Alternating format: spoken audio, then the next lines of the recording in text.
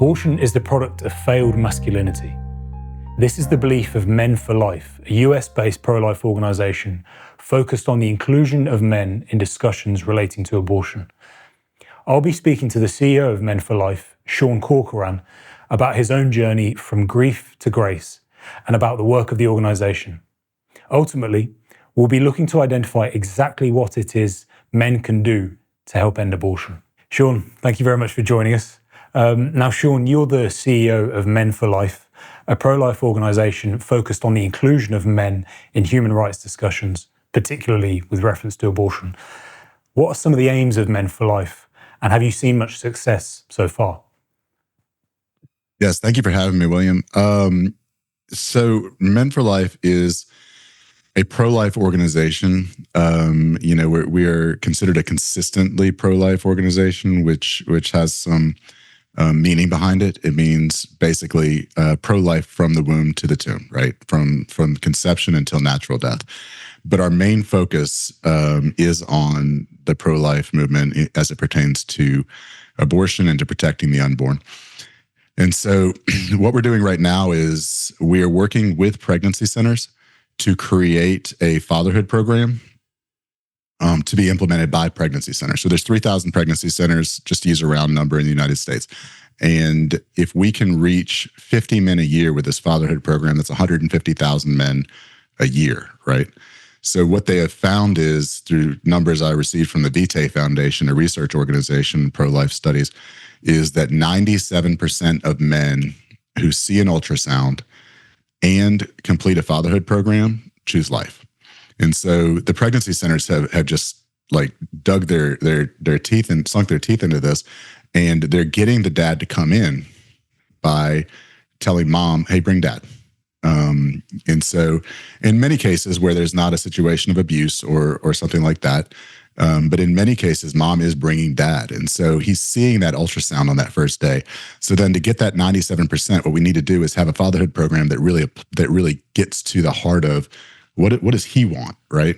You know, in a 19, 20, 21-year-old man who may or may not be in a stable relationship with mom, you know, trying to entice him with the idea of, hey, come back and we'll teach you how to change diapers on a doll for a baby that you're not going to have for 4 months, 5 months, 8 months, you know, isn't something that young man really is going to want. You know, at some point he's going to see the importance of this, but we want to get him back now. We want to encourage him to be, we want to inspire him. So our program is based on inspiring this young man to authentic masculinity.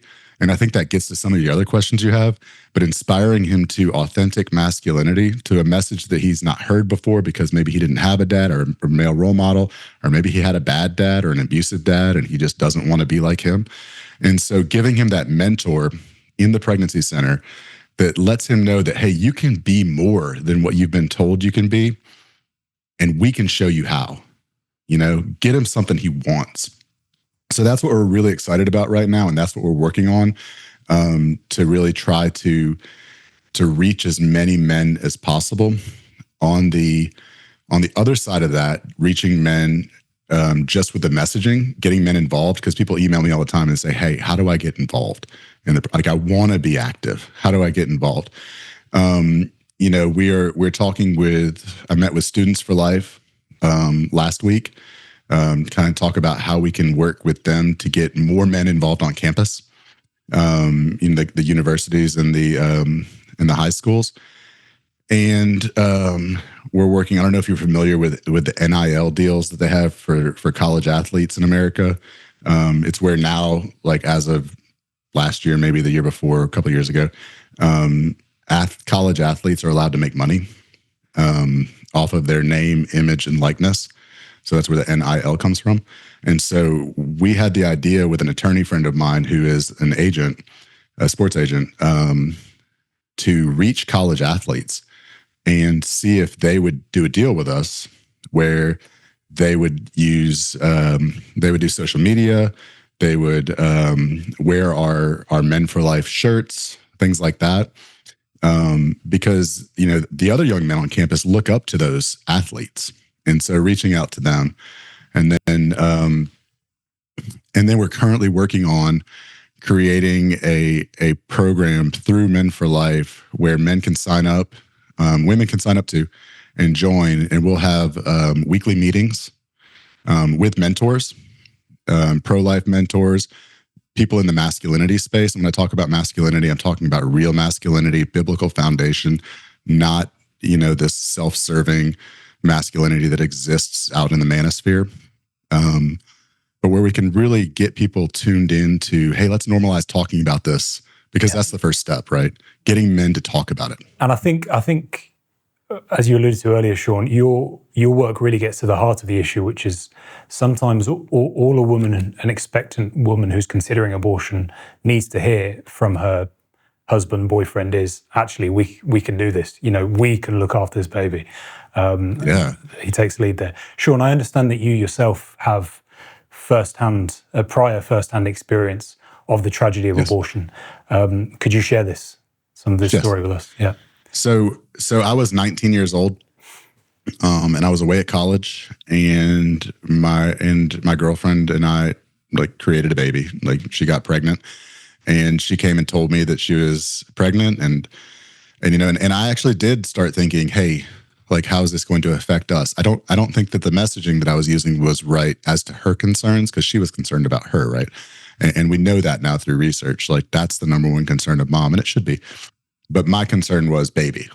And so, I was thinking how is this going to affect us, and all these things. And she let me know that she was going to have an abortion. And I fought against the abortion. My dad actually came to town and talked to her mom and offered to adopt the baby.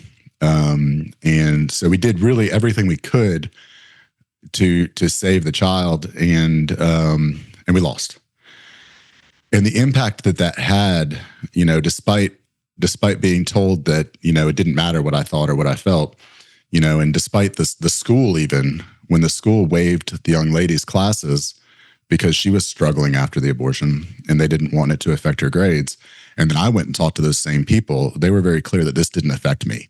I was not somebody who this affected. And so that was what I was left with, but it did affect me. And so what ended up happening is I ended up failing out of college. I moved home. I failed out of another college 2 more times. And by 2005, so 8 years after the abortion, I was at the end of a 7-year methamphetamine addiction, homeless, unemployed, and overdosing in a hotel room, waiting for the police to come and arrest me for stealing from my previous employer. And during that entire 7-year period, it never occurred to me that, hey, this feeling that I'm trying to cover up with all these drugs or whatever I was doing is because of the loss of my child, until I got into treatment. And so I got into treatment, and the counselor, for the first time stopped me as I was going through my life history and said, hey, we should talk about this. This does affect you, and you do have a right to mourn, and you do have a right to grieve. And this, clearly, looking at it objectively, going in an upward trajectory in life, the abortion happened and I crashed. Looking at it now, it's easy to see, but in the middle of it, after being told that it didn't affect me and I didn't have a right to feel anything about it, I believed that. And I think that's what many men believe. Believe the lie, yeah. Right. Now, Sean, it's been said that we're living in the so-called kind of weak men create hard times era. Yeah. Do you see a relationship between what are really skyrocketing abortion rates that we're seeing on both sides of the Atlantic, and the general weakness of the modern man? Yeah, 100%. So I think that the current state of abortion is the product of failed masculinity. And that's a challenging thought to a lot of people. But if we look back and we think about this, who benefits from abortions? There are abusive men. I can sit here and I can say, hey, men have a right to speak out for their children, right? And I can have that argument, but I also have to be cognizant of the fact that there are bad men. There are men who use abortion. I've got 4 headlines just in the last year of men in Texas, Illinois, who poisoned their girlfriends with the abortion pill in order to, and that's the new landscape of this, right? So to answer your question, there's nothing weaker that a man can do than submit to the idea that, hey, I'm okay with you killing my child. Like, I'm okay with you killing my baby. Yeah. Because I don't want to step on your toes in this decision. It's a complete Like that's inversion of his role as protector. Yes. Yeah. And as a leader, and I mean, to protect, to provide, to lead and serve, like, he's not providing, the care that she needs, like the emotional support. He's not protecting her or the baby. I mean, there's so much data now. There's dozen studies, at least, in meta-analyses showing the direct correlation of negative mental health impact to women who have had an abortion, including 2 to 6 times higher rate of committing suicide, not attempting, committing, going through with it. And so, if we know this and we don't protect women from the lies of the abortion industry, then we are failing in our masculinity. If we support this idea, you have to stand for something as a man, right?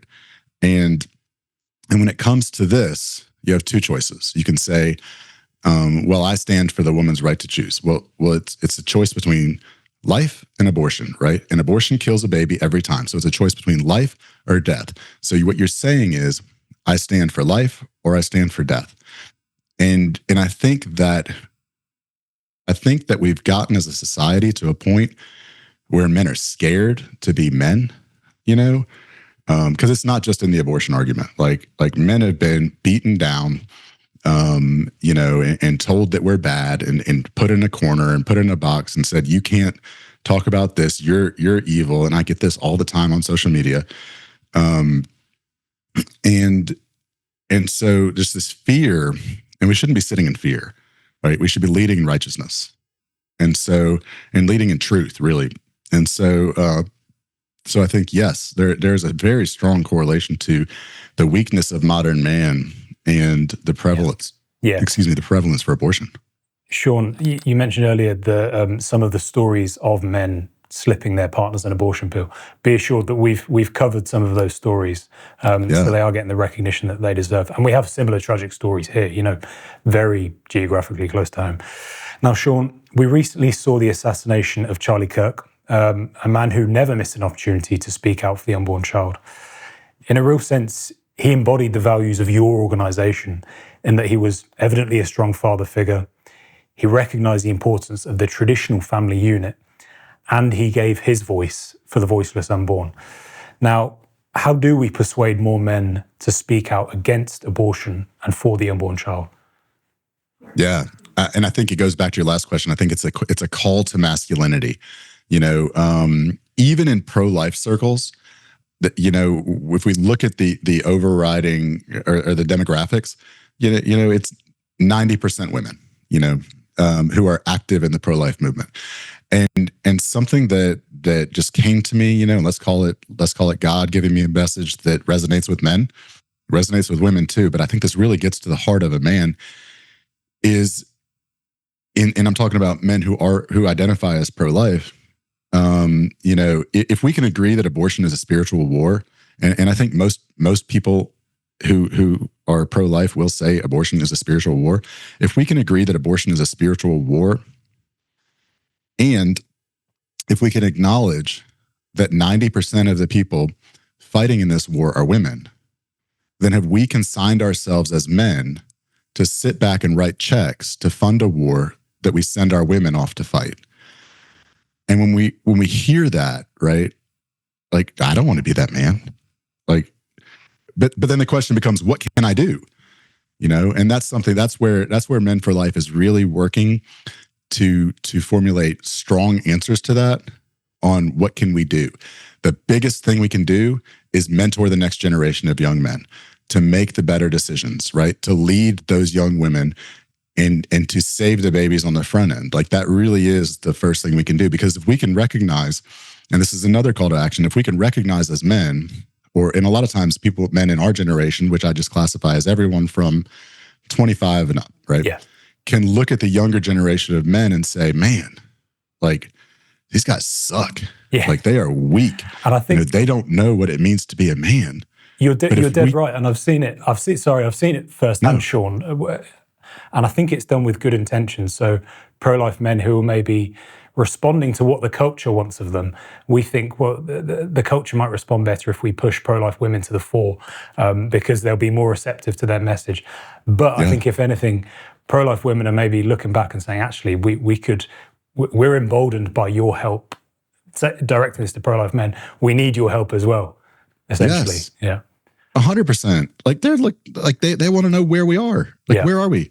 You know, and hey, that message from these strong pro-life women, you know, and I'll be clear, you know, that we don't, the pro-life women don't need strong men to step in because they're weak, right? It's because strong women deserve strong men fighting alongside of them. But those women, just in the past 6 months I've seen, are also on fire about calling men to action. You know, the CEOs of the Vitae Foundation, of Students for Life, of Sidewalk Advocates for Life, all women, right? And they've all been fighting this fight, and they have been very clear in their messaging that, hey, it's time for men to step up. Yeah, very much so. Yeah. Now, Sean, do you think that pro-life organizations spend too much time trying to influence politicians and maybe too little time at least trying to change the culture, what we've been talking about? Yeah, 100%. Yeah. I think that, you know, the argument from the other side many times is, if you make this illegal, people will still do it. They'll just do it illegally, right? And that's true. I believe that. I think that it will certainly lessen the number of abortions, because not everyone wants to be a criminal. However, yes, people will still do it. Laws by themselves will not end abortion. You know, if people's hearts don't change to the understanding that ending a human life is not okay, you know, and that all human life has value, then until we get our culture to that point, then people will keep having abortions. So certainly, like, to the people who are working to change the laws, keep working, right? That's important. But you're absolutely right. We have to change the culture. Changing the culture is paramount. Like, that is the only thing that's going to matter, because otherwise, you know, we could also have this whole like back and forth, you know, depending on who's in power. Law goes this way, law goes this way, law goes this way, just back and forth forever. That's always a risk. But if we change the culture, then we can end abortion. Yeah. Now, Sean, you've mentioned it already, the spiritual dimension of the pro-life battle. How do we best equip ourselves in this spiritual battle? Yeah. So I actually gave a talk on this on Thursday. It was to a group in Dallas of over 300. It was a really interesting group. It's 300 like executive directors and staff of pregnancy centers, you know, and just talking about the spiritual war.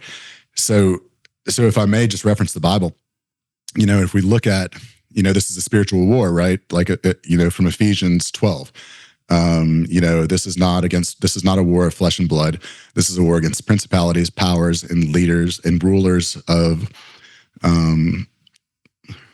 darkness in the world. And then it says, to put on the full armor of God, right? And what's the first thing it says to put on? It says to put on the belt of truth, right? The first and most important thing that we need in this fight, and this goes to all of your questions that you've asked, you know, it goes to everything that Charlie Kirk stood for, right?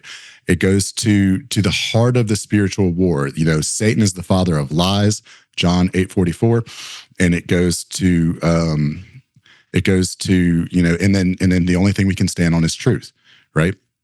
So I think that standing in truth is the most important thing. You have to have integrity, and you have to have confidence, you know, and you have to believe that if you're standing in the truth of God, that you're doing the right thing. And if you're getting attacked by the lies, by the devil, by the other side, then you're doing the right thing. That's confirmation that you are. 100%. Yeah. It's 100%, you know? And so I think that is the biggest thing. And where can we find the truth? Well, we can find the truth in the Bible, you know, and the Bible certainly says that that God knew us before he formed us in the womb, right? We were created before that spark, and when I say that spark, I'm talking about the biological spark that we've seen on the microscope that happens when a sperm meets an egg, right? There is a literal spark that happens. And so from that point, over 95% of biologists from 5,000 biologists from over 1,000 institutions agree that life begins at conception, that human life begins at conception. This is a human life. That is the truth. We should not kill human life. That is a truth. Abortion kills human life. That is a truth. Abortion is wrong. Like unless you agree that we should kill humans, you can't agree to abortion. And we may completely disregarding the truth. Yeah, we may be overcomplicate it sometimes, but you've just illustrated perfectly. It really is quite simple at the end of the day, the pro-life truths. Now, finally, Sean, and probably the most loaded question and possibly the hardest to answer, and not something that you or your organization are solely responsible for. We are as well. But practically speaking, how then can men help end abortion? Yeah. So, the first call to action that I have for men is in relation to the fatherhood programs. And when I say, and I'm sorry I don't have the numbers for the UK, but in America there's 3,000 pregnancy centers. So if we can reach, like I said, we can reach 150,000 men a year. But the pregnancy centers know that the women who are running those pregnancy centers, by and large, it's women, fully staffed women, aren't the right ones to teach men how to be men. Like, they get it, right? And they've been doing it because no men have been stepping into it. But they want the men. So I was asked 3 questions. I went to a conference, my very first pro-life conference, because I was practicing law and for 10 years, and I just took this job in August of last year. And so I went to my first conference in the spring, and I had 104 different pregnancy centers come up and ask the exact same 3 questions. The first one was, do you have a fatherhood program? Which is why we're so intent on finishing this fatherhood program for the pregnancy centers. The second was, once we get the young man in, how do we get him to come back? And so that's why our fatherhood program is based upon something that young man is going to want, right? Because we want him to want to come back. The third, and it goes to the heart of this question, was how do we get men in the community to facilitate this program? And so I think that is the first and easiest, like low-hanging fruit way for men to get involved, because all of us as men are qualified to mentor the next generation. Whether we've made mistakes in our lives, I mean, nobody's made more mistakes than I have. Whether we've made mistakes in our lives, whether we've, we feel like we have nothing to offer, like they just want an older man to say, I hear you, because nobody's ever done that, to say, you can do this, because nobody's ever done that. They're learning what it means to be a man by watching YouTube, by watching Instagram, by watching TikTok, and from their friends who also don't know how to be a man, right? And so we have a role to fill, and we're called by God as part of our masculine role to raise up the next generation of young men. So that's the first step. Think about 3,000 pregnancy centers. If each one had 10 men, there's 30,000 men right there. Once we fill that, I'll come up with something else. But let's get 30,000 men filling the pregnancy centers. The next thing is on the sidewalk. With the sidewalk advocates, they, by and large, also are women. Men can serve a couple different roles on the sidewalks.